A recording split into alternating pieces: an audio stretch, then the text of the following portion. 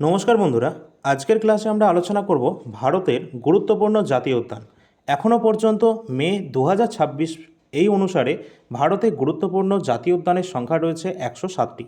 আমরা আজকের ক্লাসে কমপ্লিট দেখে নেব এখানে স্ট্যাটিক যা যা রয়েছে জাতীয় উদ্যান সম্পর্কে যা যা আইন রয়েছে, এর উদ্দেশ্য কী রয়েছে, এই সম্পর্কিত গুরুত্বপূর্ণ বিভিন্ন যে বৈশিষ্ট্যগুলো রয়েছে সেগুলো সব দেখব। যেমন কোন দেখা গেল পশু কোথায় দেখা যায়, কোন জাতীয় উদ্যানে দেখা যায়, ভারতের প্রথম জাতীয় উদ্যান কোনটা, সবথেকে উচ্চতায় অবস্থিত জাতীয় উদ্যান কোনটা, ভাসমান জাতীয় উদ্যান কোনটা, এই ধরনের যে ফ্যাক্টগুলো রয়েছে স্ট্যাটিক জিকেতে যেগুলো আসে এগুলো আমরা দেখব। তারপর আমরা দেখব পরিবেশ সংক্রান্ত বেশ কিছু আইন রয়েছে, সেগুলো কত সালে প্রণীত হয়েছিল সেগুলোকে দেখব। তারপর আমরা দেখব যে কোন জাতীয় উদ্যান কিসের জন্য বিখ্যাত, এবং প্রতিটি রাজ্য অনুযায়ী আমরা দেখে নেব আজকের ক্লাসে যে কোন রাজ্যে কতগুলি সংখ্যায় জাতীয় উদ্যান রয়েছে এবং তাদের নামগুলো কী কী। ঠিক আছে, তো কমপ্লিট থাকছে আজকের ক্লাসটি ভারতের জাতীয় উদ্যান সম্পর্কে। 107টি ভারতের বর্তমানে জাতীয় উদ্যান রয়েছে, টোটালটা কমপ্লিটই থাকছে একদম।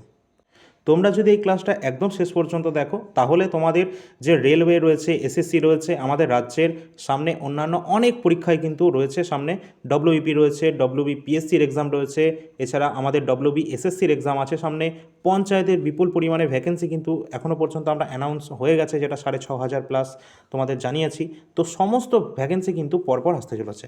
আর এটা এমন একটা টপিক, এটা প্রতিটা এক্সামে কিন্তু এখান থেকে প্রশ্ন আসবে, সেখানে একটা হোক বা দুটো হোক, পরীক্ষায় প্রশ্ন কিন্তু এখান থেকে তোমরা কমন 100% পাবে।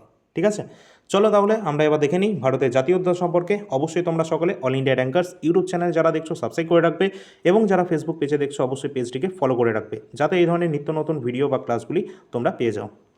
শেয়ার অবশ্যই তোমরা করে দেবে, যাদের এগুলো সত্যি প্রয়োজন রয়েছে সেগুলো তোমরা করে দিও তোমাদের দায়িত্বে। চলো আমরা ক্লাসটা শুরু করি।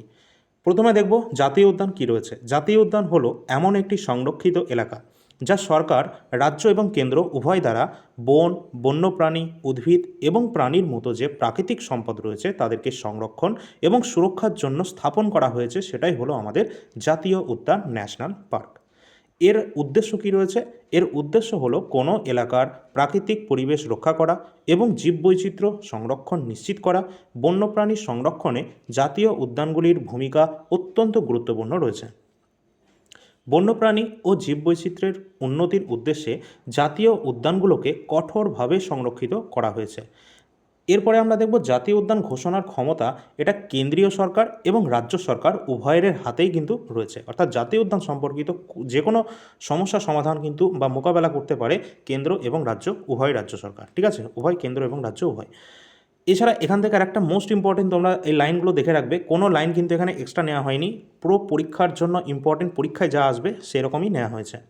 ঠিক আছে, মানে কোনো লাইন কিন্তু ফালতু নয়, এটা কিন্তু মাথায় রাখবে। আমি যা কিছু দিচ্ছি পুরোটা লাইন বাই লাইন তোমরা কিন্তু একদম মুখস্থ রাখবে।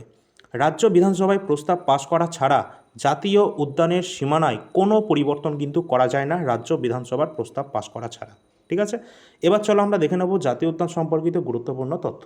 মে 2026 পর্যন্ত ভারতে 107টি জাতীয় উদ্যান রয়েছে, যা মোট 44,378 বর্গ কিলোমিটার এলাকা জুড়ে বিস্তৃত রয়েছে। ভারতে মোট স্থলভাগের যেটা প্রায় 1.35%। জিম করবেট যে ন্যাশনাল পার্ক রয়েছে, যেটা ভারতের প্রথম জাতীয় উদ্যান, যেটা 1936 সালে এটি প্রতিষ্ঠিত হয়েছিল, এটি কিন্তু আগের নাম ছিল হেইলি ন্যাশনাল পার্ক। আমরা আগে থেকে যেটা জানতাম যে হেইলি ন্যাশনাল পার্ক, সেটাই কিন্তু বর্তমানে পরিবর্তিত হয়েছে জিম করবেট ন্যাশনাল পার্ক, যেটা উত্তরাখণ্ডে অবস্থান করছে। এটি 1936 সালে প্রতিষ্ঠিত হয়, যেটা ভারতের প্রথম। 1957 সালে মহান প্রকৃতিবিদ এবং প্রখ্যাত সংরক্ষণবাদী যিনি রয়েছেন জিম করবেটের যে স্মৃতি, তার উদ্দেশ্যে কিন্তু এই পার্কটির নাম রাখা হয়েছে করবেট ন্যাশনাল পার্ক, বর্তমানে উত্তরাখণ্ডে অবস্থান করছে। ভারত তথা দক্ষিণ এশিয়ার বৃহত্তম জাতীয় উদ্যান হলো হেমিস জাতীয় উদ্যান, যেটা লাদাখে অবস্থান করছে। এটি সবচেয়ে উচ্চতায় অবস্থানকারী জাতীয় উদ্যান। মোস্ট ইম্পর্টেন্ট যদি বলা হয় প্রশ্ন, সবথেকে উচ্চতায় অবস্থানকারী যে জাতীয় উদ্যান রয়েছে সেটা কোনটা? হেমিস জাতীয় উদ্যান, যেটা লাদাখে অবস্থান করছে। আর এটা কিন্তু ভারত তথা দক্ষিণ এশিয়ার বৃহত্তম জাতীয় উদ্যান। অবশ্যই ভালো লাগলে একটা লাইক করবে। চলো আমরা পরের পয়েন্টে আসি। এছাড়া তোমাদের বলে রাখি, অবশ্যই তোমরা কিন্তু পিডিএফটির কিন্তু যে নোটস সেটা কিন্তু তোমরা ফ্রিতে পাবে। আমাদের যে অ্যাপ রয়েছে অল ইন্ডিয়া র্যাঙ্কার্স, সেটা অবশ্যই তোমরা ডাউনলোড করে রাখবে। সেখানে ফ্রি পিডিএফ সেকশানে ক্লাসের পিডিএফ তোমরা প্রতিদিনের পেয়ে যাও। সেই রকমভাবে টেলিগ্রামে কিন্তু সকলে যুক্ত হবে, কারণ যে কোনো গুরুত্বপূর্ণ আপডেট আমরা কিন্তু কোনোটা ভিডিও আকারে দিই না, তোমাদের কিন্তু এই টেলিগ্রামে সমস্ত আপডেট একদম সাথে সাথে কিন্তু দেওয়া হয়। ঠিক আছে, সেটা আমাদের যে কোনো নোটিফিকেশান জারি করা হোক বা অ্যাডমিট কার্ড রিলেটেড হোক, যে কোনো কিছু বা রেজাল্ট। চলো আমরা পরের পয়েন্টে আসি। ভারতের ক্ষুদ্রতম জাতীয় উদ্যান হলো সাউথ বাটন আইল্যান্ড, যেটা আন্দামান এবং নিকোবর আইল্যান্ডে অবস্থান করছে। অর্থাৎ ভারতের ক্ষুদ্রতম যদি ন্যাশনাল পার্কের কথা বলা হয়, সেটা হচ্ছে সাউথ বাটন আইল্যান্ড রয়েছে, যেটা আন্দামান নিকোবর দ্বীপপুঞ্জে অবস্থান করছে। এছাড়া এশিয়াটিক লায়ন, এটা কিন্তু দেখা যায় কোথায়? গির জাতীয় উদ্যান। গির জাতীয় উদ্যানে এটা কিন্তু দেখতে পাওয়া যায় এশিয়াটিক লায়ন। সেটা কোথায় আছে? না গুজরাটে অবস্থান করছে এটি। ভারতের মধ্যপ্রদেশ রাজ্যে সবচেয়ে বেশি সংখ্যক জাতীয় উদ্যান রয়েছে। কতগুলো? 12টি জাতীয় উদ্যান রয়েছে মধ্যপ্রদেশ রাজ্যে। ঠিক আছে, এখানে কিন্তু বনভূমির শতাংশও কিন্তু বেশি, মানে বনভূমি এরিয়ার দিক থেকে কিন্তু বেশি রয়েছে আমাদের এই মধ্যপ্রদেশ রাজ্যে, যেখানে 12টি কিন্তু সর্বোচ্চ জাতীয় উদ্যান রয়েছে এখানে।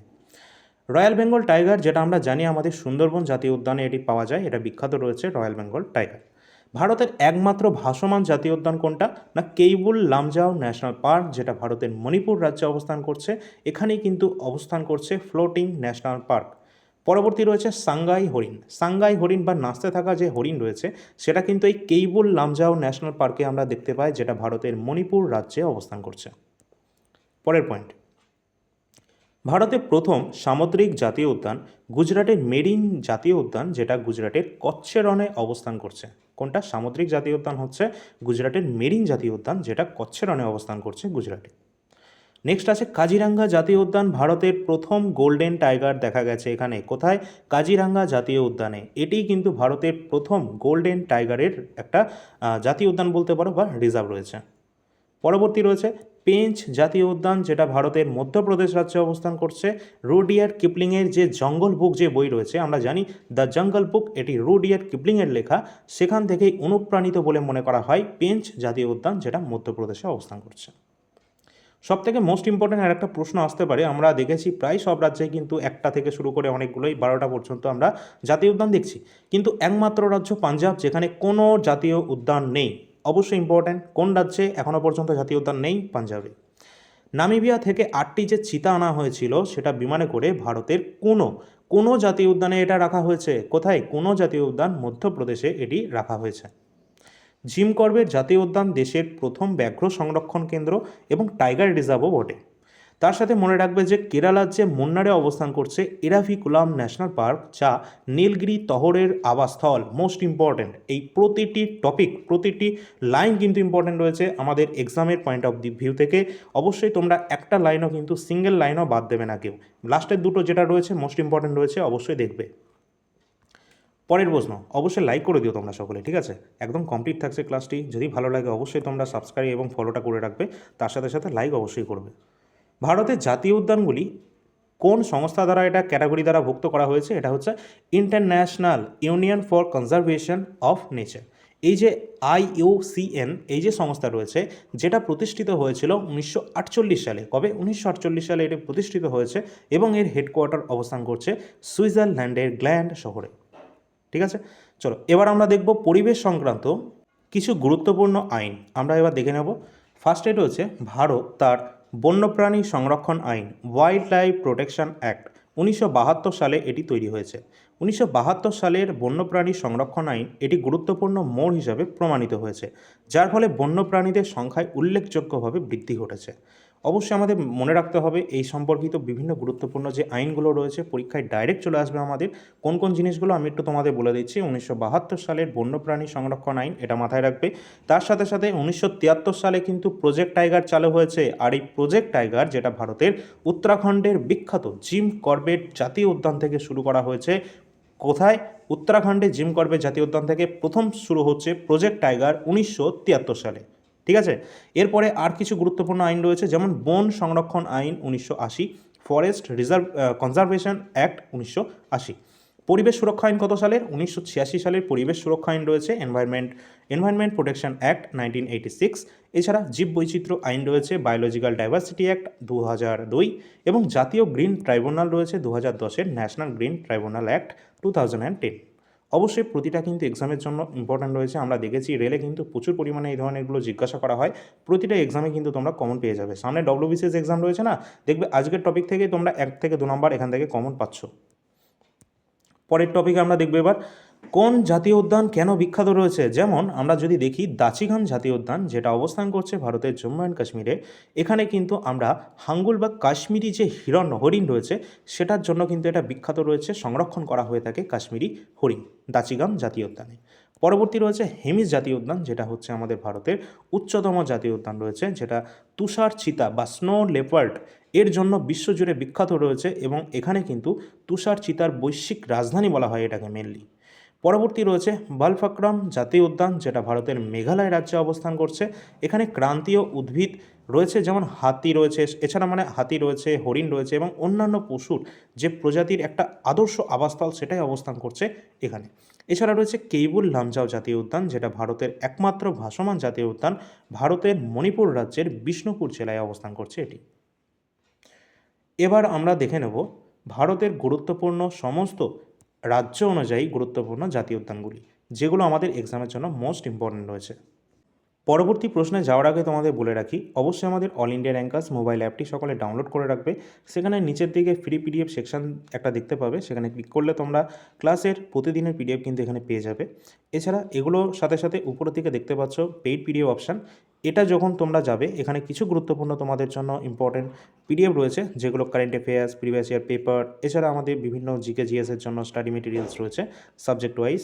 তো সেগুলো কিন্তু পাওয়ার জন্য অবশ্যই কিছু এখানে পেমেন্ট করতে হবে। অবশ্যই তোমরা যখন পেমেন্টটা করবে, টেস্ট পাস বলে একটা অপশান থাকবে, সেটাকে বন্ধ করে রাখবে এবং পেমেন্টের পর তোমরা তোমাদের পিডিএফ এই মাই কোর্স, নিচের দিকে রয়েছে মাই কোর্স সেকশন, এখানে তোমরা তোমাদের পিডিএফটা পেয়ে যাবে।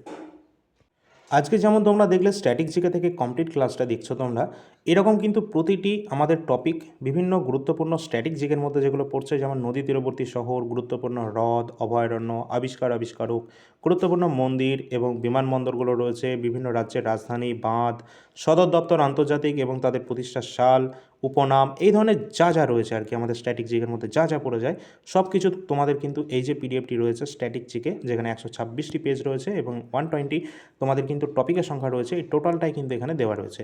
যদি তোমাদের প্রয়োজন হয় অবশ্যই কিন্তু এই পিডিএফটি তোমরা পারচেস করে নেবে, কারণ এটা কিন্তু আমাদের এক্সামের জন্য অত্যন্ত গুরুত্বপূর্ণ। সামনে আমাদের ওয়েস্ট বেঙ্গলে প্রচুর ভ্যাকেন্সি কিন্তু আসতে চলেছে, আর এই পিডিএফটা তোমাদের কিন্তু অনেক কিন্তু উপকারে লাগবে। প্রতিটা এক্সামে কিন্তু এখান থেকে প্রশ্ন আসে, তোমরা কিন্তু ছাড়তে পারবে না কোনো টপিক, সেই জন্য কিন্তু তোমাদের এখানে টোটালটা কমপ্লিট করা রয়েছে, যেগুলো আমরা প্রতিনিয়ত ক্লাসের মাধ্যমে তোমাদেরকে দিয়ে থাকি। এছাড়া তোমরা দেখতে পাবে এখানে খেলাধুলা থেকেও গুরুত্বপূর্ণ কিছু কন্টেন্ট দেওয়া রয়েছে, যেগুলো এক্সামের জন্য ইম্পর্টেন্ট। যদি কোনো সমস্যা হয়, এই যে নাম্বারটি আছে এই নাম্বারে হোয়াটসঅ্যাপের মাধ্যমে তোমরা যোগাযোগ করতে পারো।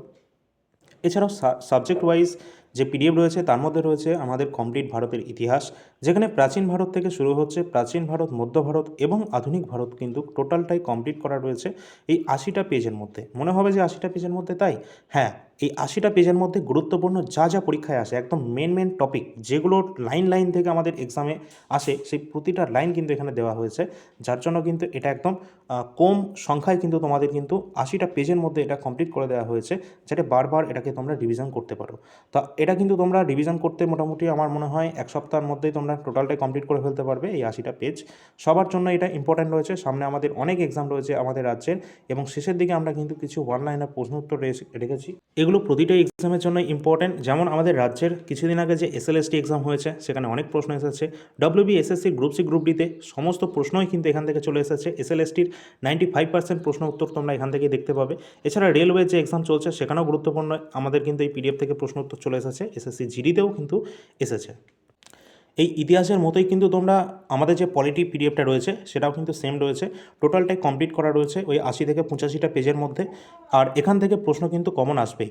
এছাড়া তোমরা দেখবে এনটিপিসি আন্ডার গ্র্যাজুয়েটের এক্সাম চলছে, আবার সামনে আবার নতুন ভ্যাকেন্সিও আসছে, সেটা কিন্তু তোমরা জুন জুলাই মাসের দিকে তোমরা দেখতে পাবে এনটিপিসির নতুন ভ্যাকেন্সি।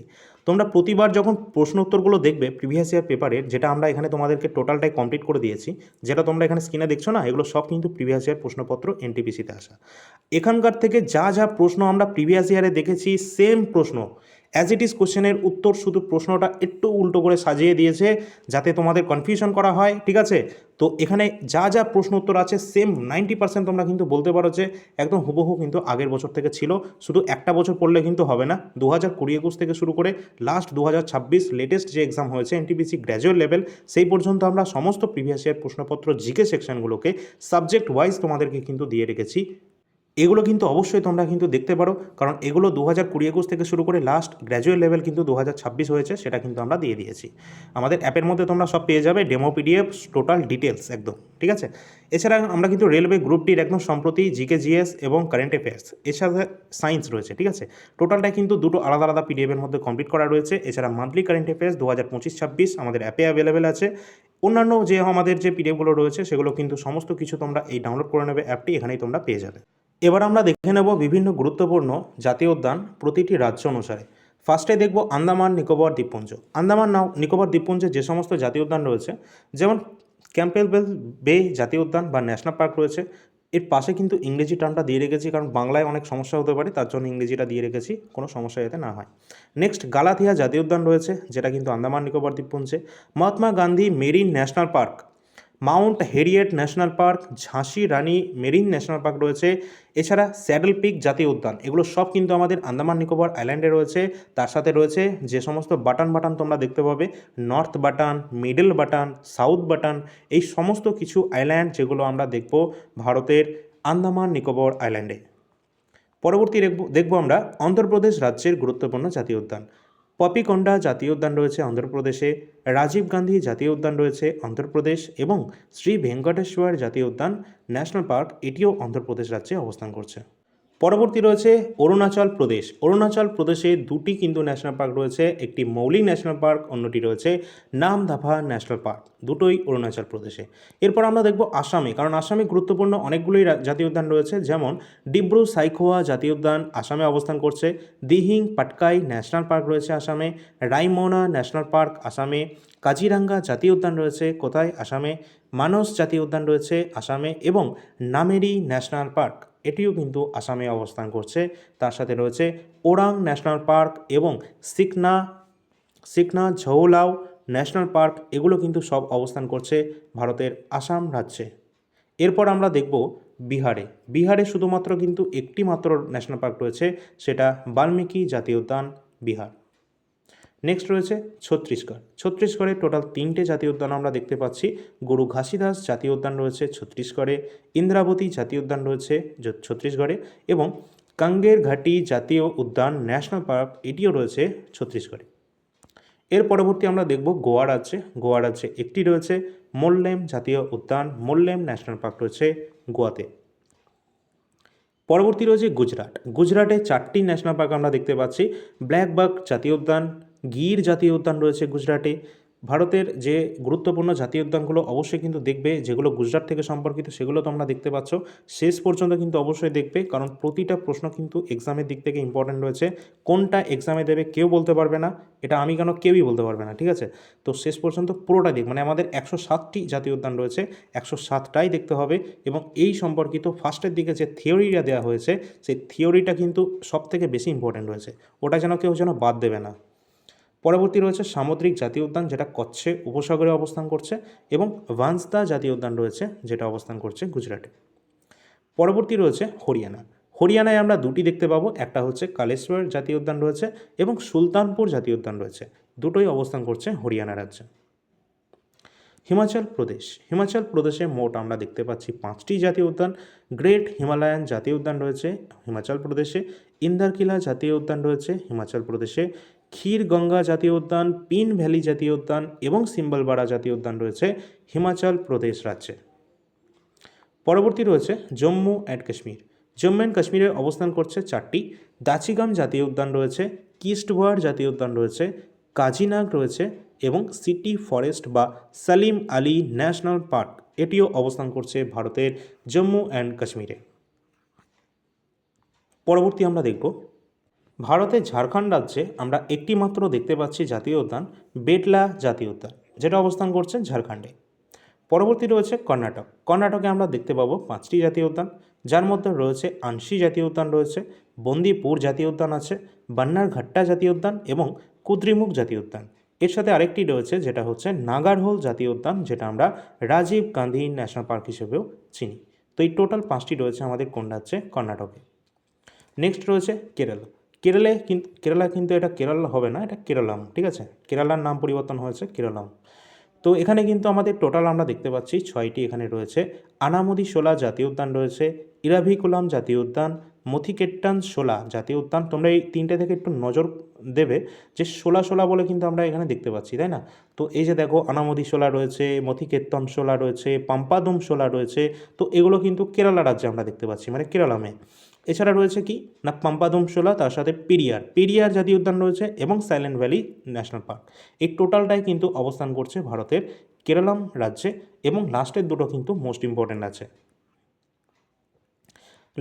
লাদাখে কিন্তু আমরা দেখতেই পাচ্ছি যে হেমি জাতীয় উদ্যান রয়েছে, যেটা মানে একদম সর্বোচ্চ উচ্চতায় অবস্থান করছে এটি। এছাড়া মধ্যপ্রদেশ রাজ্যে সবথেকে বেশি সংখ্যক জাতীয় উদ্যানের সংখ্যা রয়েছে। বান্ধবগড় জাতীয় উদ্যান রয়েছে মধ্যপ্রদেশে। ডাইনোসর ফসিলস জাতীয় উদ্যান রয়েছে মধ্যপ্রদেশ রাজ্যে। ফসিলস জাতীয় উদ্যানও রয়েছে এখানে। এছাড়া কানহার জাতীয় উদ্যান, কুনো জাতীয় উদ্যান, মাধব জাতীয় উদ্যান এবং পান্না জাতীয় উদ্যান, এই সবগুলো কিন্তু ভারতের মধ্যপ্রদেশে অবস্থান করছে। এছাড়াও রয়েছে পেঞ্চ জাতীয় উদ্যান, সঞ্জয় জাতীয় উদ্যান, সাতপুরা জাতীয় উদ্যান এবং বনবিহার জাতীয় উদ্যান। এগুলি সব কিন্তু অবস্থান করছে ভারতের মধ্যপ্রদেশ রাজ্যে। আর ভারতের মধ্যপ্রদেশ রাজ্যেই কিন্তু আমরা জানি সবথেকে বেশি সংখ্যক, অর্থাৎ এরিয়ার দিক থেকে বনভূমির সংখ্যা কিন্তু, মানে বনভূমির বিস্তার কিন্তু এখানে বেশি রয়েছে। পরের প্রশ্ন রয়েছে আমাদের কি, মানে পরের পয়েন্টে রয়েছে মহারাষ্ট্র থেকে টোটাল আমরা দেখতে পাচ্ছি এখানে অনেকগুলোই ন্যাশনাল পার্ক রয়েছে, যার মধ্যে চান্দেলি জাতীয় উদ্যান রয়েছে, গোগামাল জাতীয় উদ্যান রয়েছে। এছাড়া নভেগাঁও জাতীয় উদ্যান অবস্থান করছে মহারাষ্ট্রে। সঞ্জয় গান্ধী বা বোরিভিলি জাতীয় উদ্যান রয়েছে এখানে। এছাড়া তাডোবা জাতীয় উদ্যান এবং পেঞ্চ বা জওহরলাল নেহেরু জাতীয় উদ্যান অবস্থান করছে ভারতের মহারাষ্ট্র রাজ্যে। পরের আমরা পয়েন্টে দেখব মণিপুর থেকে আমরা টোটাল 2টি দেখতে পাচ্ছি, যার মধ্যে মোস্ট ইম্পর্ট্যান্ট হচ্ছে এটাই কেইবুল লামজাও জাতীয় উদ্যান, যেটা হচ্ছে ফ্লোটিং ন্যাশনাল পার্ক অবস্থান করছে মণিপুরে। এছাড়া রয়েছে সিরুই জাতীয় উদ্যান, যেটা এখানেই অবস্থান করছে মণিপুরে। পরবর্তী রয়েছে মেঘালয় রাজ্যেও আমরা দুটো দেখতে পাচ্ছি, বালপাক্রাম জাতীয় উদ্যান রয়েছে এবং নোকরেক জাতীয় উদ্যান রয়েছে, দুটোই মেঘালয়তে। পরের পয়েন্টে রয়েছে মিজোরামেও আমরা দুটো দেখতে পাচ্ছি, মুরলেন জাতীয় উদ্যান এবং ফাওয়াংপুই নীল পর্বত জাতীয় উদ্যান, অর্থাৎ ফাওয়াংপুই ব্লু মাউন্টেন ন্যাশনাল পার্ক। এই দুটোই কিন্তু মিজোরাম রাজ্যে অবস্থান করছে। পরবর্তী রয়েছে নাগাল্যান্ডে রয়েছে ইটাঙ্গি জাতীয় উদ্যান রয়েছে নাগাল্যান্ডে। ওড়িশায় কিন্তু দুটোই ইম্পর্ট্যান্ট রয়েছে, একটা ভিতরকণিকা জাতীয় উদ্যান এবং সিমলিপাল ন্যাশনাল পার্ক, দুটো ইম্পর্ট্যান্ট রয়েছে এক্সামের জন্য ওড়িশার দিক থেকে। এটা রাজস্থানে যদি আমরা চলে আসি, রাজস্থানে আমরা দেখতে পাচ্ছি ডেজার্ট জাতীয় উদ্যান রয়েছে, যেটা আমরা দেখছি মরুভূমি জাতীয় উদ্যান, এবং কেওলাডিউ ঘানা জাতীয় উদ্যান রয়েছে, কারণ কেওলাডিউ ঘানা এখানে আমাদের পক্ষী অভয়ারণ্য রয়েছে, তাই না? এছাড়া কিন্তু মুকুন্দরা হিলস জাতীয় উদ্যান রয়েছে, রণথম্বা জাতীয় উদ্যান আছে এবং সরিস্কা টাইগার রিজার্ভও রয়েছে। এগুলো সব অবস্থান করছে রাজস্থান রাজ্যে। তোমাদের বলে রাখি, রাজস্থান বলে না, বিভিন্ন গুরুত্বপূর্ণ যে সমস্ত টাইগার রিজার্ভ রয়েছে বা ওয়াইল্ড লাইফ স্যাংচুয়ারিগুলো রয়েছে, বার্ড স্যাংচুয়ারিগুলো রয়েছে, তো এই ধরনের বিভিন্ন গুরুত্বপূর্ণ যে সমস্ত স্যাংচুয়ারি বা ওয়াইল্ড লাইফ স্যাংচুয়ারিগুলো অবস্থান করছে কোন কোন রাজ্যে বা এদের সংখ্যাগত বা বায়োস্ফিয়ার যে রিজার্ভ যেগুলো রয়েছে, এই নিয়ে কিন্তু আলাদা করে একটা ক্লাস কিন্তু করা যেতে পারে। অবশ্যই সেটা তোমরা একটু বলে দেবে, কারণ এগুলোও কিন্তু সমানভাবে গুরুত্বপূর্ণ যতটা ইম্পর্ট্যান্ট আমাদের ন্যাশনাল পার্কগুলি, ঠিক আছে? পরবর্তী রাজ্য রয়েছে সিক্কিমে আমরা একটাই দেখতে পাবো, যেটা হচ্ছে কাঞ্চনজঙ্ঘা জাতীয় উদ্যান রয়েছে, যেটা অবস্থান করছে এই সিক্কিমেই, অবশ্যই ইম্পর্ট্যান্ট রয়েছে। আর এটা কিন্তু আমাদের মিক্সড রয়েছে জাতীয় উদ্যান। আর তার সাথে কিন্তু অবশ্যই তোমাদের বলে রাখি, এখানে কিন্তু তোমরা এই যে জাতীয় উদ্যান বা বিভিন্ন UNESCO world heritage site, Ramsar site, wildlife sanctuary, সব কিছু কিন্তু আমাদের স্ট্যাটিক জিকের যে পিডিএফটি রয়েছে, সেটা কিন্তু তোমরা ওটা যদি পারচেস করে নাও, ওখানে কিন্তু তোমরা পেয়ে যাবে। 120টার ওপর টপিকের সংখ্যা রয়েছে, অবশ্যই তোমরা সেটা অ্যাপে গিয়ে ডিটেলসটা দেখে নাও। পরের প্রশ্ন রয়েছে ভারতের তামিলনাড়ু রাজ্যে আমরা দেখব ইন্দিরা গান্ধী অভয়ারণ্য ও জাতীয় উদ্যান, অর্থাৎ আন্নামালাই যেটা রয়েছে না, সেটা কিন্তু এখানেই অবস্থান করছে।